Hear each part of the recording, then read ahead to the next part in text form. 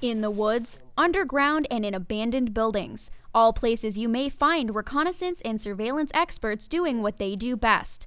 But if you can find them, they may not be doing it right, and it's exactly what these students learned during their final field exercise. We have 3 personnel, one wearing a red hooded sweatshirt with khaki pants.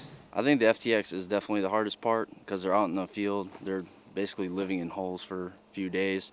And then they have to take everything that they learned in phase 1 and the beginning of phase 2 of the course, and they need to apply it. After planning using the military decision-making process, the FTX begins when students are inserted via fast roping into the scenario and then patrol or infiltrate into the urban environment. Conducting reconnaissance operations in an urban environment, it's something to train them for the current operational environment overseas as well.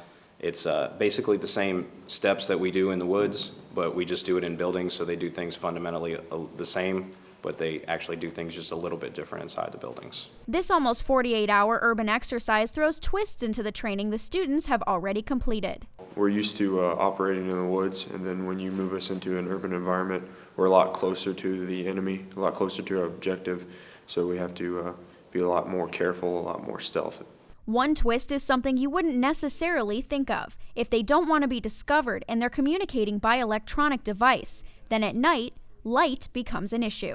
So obviously you want it to be a dark room, and so we can have the laptop open, the tough book, we can work on the radio, and it doesn't expose any light, but this is pretty much the command and control room of an urban surveillance site. After using techniques tailored to complex urban environments like camouflage and communications, the students receive a frago that the orders have changed, and the enemy has moved to the woods. This kind of change during the planning keeps the students on their toes and builds better, more competent leaders. Whenever you move from point A to point B, you conduct reconnaissance.